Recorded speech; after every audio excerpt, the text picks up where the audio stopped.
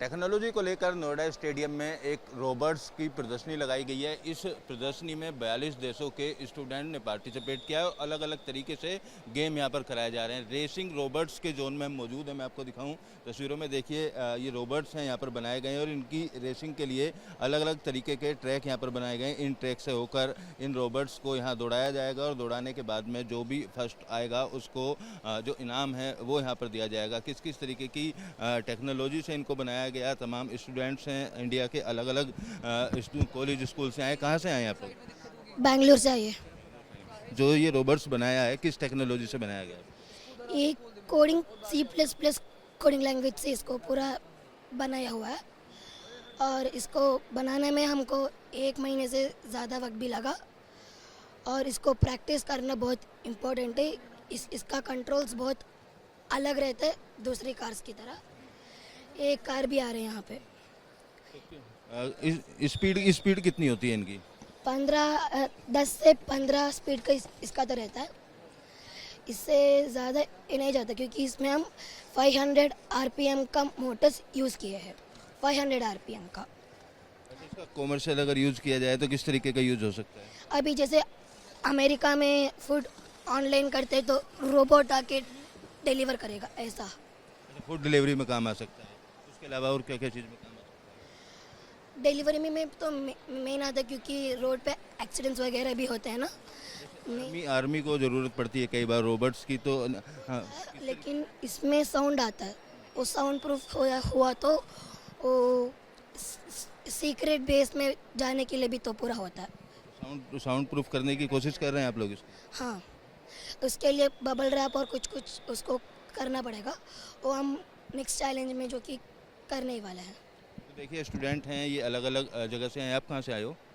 बिहार से हैं। क्या लेकर आए आप लोग? बॉट क्या टेक्नोलॉजी आपके रोबोट्स में?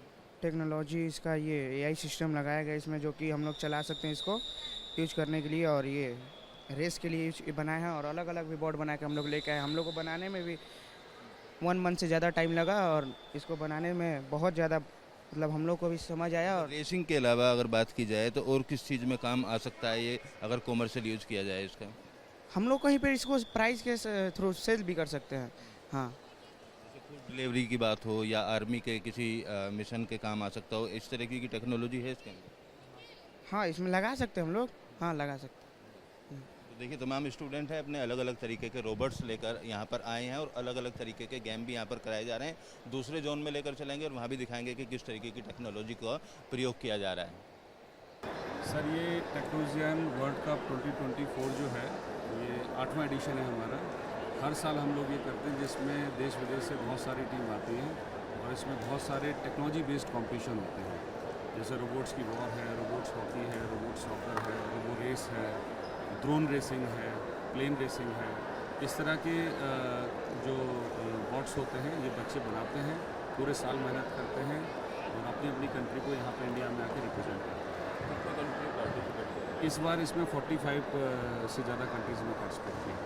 कितने तरह के गेम 14 कैटेगरी है हमारे इसके अंदर। तो इंडिया में कुछ किस स्टेट से लोग आए? इंडिया में मेरे ख्याल में शायद ही कोई स्टेट है जहाँ से लोग नहीं आए हुए हैं। हर साल हर जगह पे, क्योंकि हम लोग पूरे साल ये प्रयास करते हैं हर स्कूल कॉलेजों तक पहुँच के कि बच्चे इस तरह के बॉट्स बनाना सीखें, नई नई टेक्नोलॉजी में इंटरेस्ट शो करें और उसके बाद में उनको एक प्लेटफॉर्म मिलना चाहिए जहाँ पे वो अपने टैलेंट को शोकेस कर सकें। तो इंडिया में देखा जाए और इंटरनेशनली भी इस लेवल का ये सबसे बड़ा प्लेटफॉर्म है। टेक्नोलॉजी जिस तरीके से बढ़ रही है, खासतौर पर आर्मी को भी ज़रूरत ड्रोन वगैरह की पड़ती है, क्या क्या लेटेस्ट चीज़ें इस बार देखने को? हमारे यहाँ पर एक कंपटीशन कैटेगरी है इनोवेशन। आप देखेंगे इस साल हमने करीबन 113 इनोवेशंस को सेलेक्ट किया है। उसमें से काफ़ी सारे आप इनोवेशन देखेंगे जो इस स्टेज में है कि आप उनको कमर्शलाइज कर सकते हैं। उसमें डिफेंस से रिलेटेड बच्चों ने प्रोजेक्ट बनाए हैं, जनरल प्रॉब्लम्स को एड्रेस करने के लिए प्रोजेक्ट्स बनाए हुए हैं और ये best of the best project हैं वर्ल्ड वाइड जो लोगों ने यहाँ पे आकर शोकेस किए, तो किसी ना किसी प्रॉब्लम को सॉल्व करने के लिए।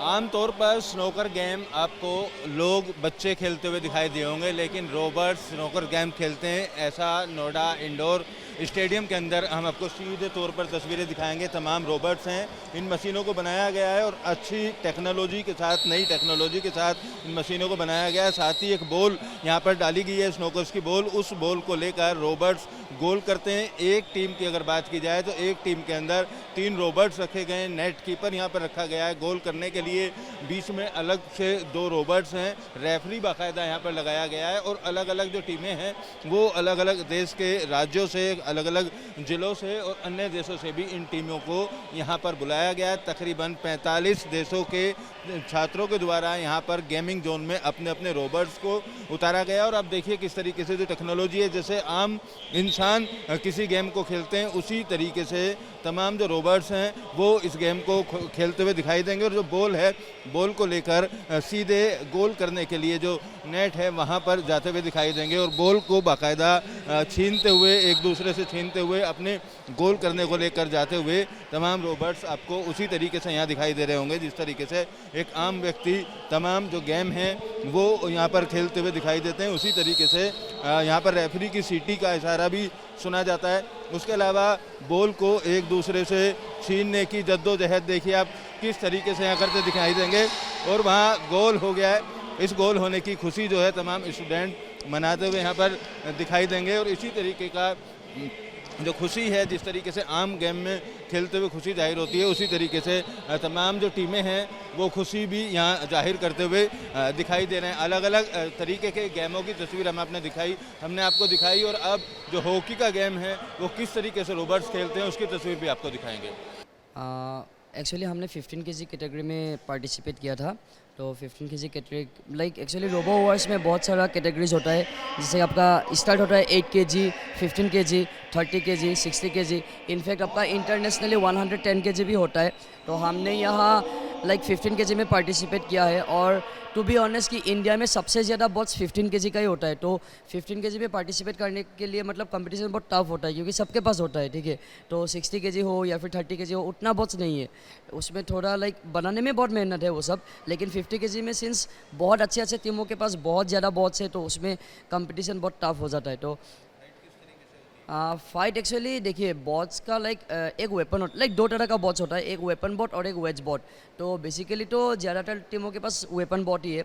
तो वेपन बॉट्स में आपका drum spinner, vertical spinner, snail spinner या फिर आप इंडिया से बाहर जाओगे तो लाइक हैमर्स होते हैं, सॉज होते हैं, तो बहुत कुछ होता है। तो इंडिया में तो ज़्यादातर आपका स्पिनर बॉट्स ही है, ठीक है। तो आपका लाइक आगे एक ऐसा स्पिनर रहता है वो लाइक EN24 मटेरियल से, हमारा वाला EN24 मटेरियल से बना हुआ होता है।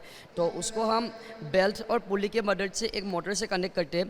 तो उस जब वो मोटर घूमता है तो वो वेपन भी घूमता है। तो हम लोग का बॉट का RPM अराउंड 11,000 to 12,000 होता है। तो जब वो घूमता है तो बहुत सारा काइनेटिक एनर्जी स्टोर होता है। तो जब वो जाके किसी पे हिट करता है तो वो एनर्जी ट्रांसफ़र हो जाता है और दूसरे वाला बॉट लाइक उड़ जाता है। तो वो कॉन्सेप्ट होता है। हम लोग आसाम से आए हैं and we are representing USTM university of science and technology Meghalaya. मेरा नाम है मुसब्बिर इस्लाम और हम लोग का ग्रुप का नाम है USTM रोबोटिक्स। टेक्नोलॉजी के इस मेले में अब हम तीसरी जगह आप पहुँचे हैं जहाँ पर रोबोट्स की फ़ाइट कराई जा रही है। मैं तस्वीरें आपको दिखाऊं, यहाँ पर तमाम जो रोबोट्स हैं अलग अलग स्टूडेंट्स अपने रोबोट्स लेके पहुँचे हैं। इस फाइट का नाम सूमो बोट है और यहाँ पर विदेशी स्टूडेंट भी मौजूद हैं और देश के भी कई स्टूडेंट मौजूद हैं। 3 रोबोट्स आपको जो फ्लोर पर दिखाई दे रहे हैं ये आपस में फ़ाइट करते हैं और इसी में जो जीतता है उसको विनर घोषित कर दिया जाता है। सर, किस टेक्नोलॉजी से बनाए जाते हैं, क्या कहते हैं इस गेम को? Sir, basically this game is called as a Robo Sumo Challenge. In this game, they design the bot with the strongest motor and with the strongest power with which they can throw the bot out of the arena. So one bot will throw the other bot out of the arena. So this is how it works. So basically the bot throws another bot out of the arena. So they use the magnetic interference, they use sometimes suction pump, they use a very powerful Johnson motor to design that bot, and they have a very less clearance, ground clearance. So this less ground clearance make this bot to go beneath the other bot and try to throw them away from the court. So basically this is all about this game. This game goes for the 1 minute and in 1 minute whichever team throws the other team out of the range. So this is how this game works. Game के अलावा और किस तरह से use किया जा सकता है इसका, अगर कॉमर्शियल यूज़ की बात की जाए? कमर्शियल यूज़ के लिए just we can use it for something tug. We can use this powerful board for the tugging. So we can use this for pulling the heavy vehicles because this board has really a good power. So based on the same principle, we can make the bigger board which can use for pulling the something very heavy load. So this is the purpose we can use it.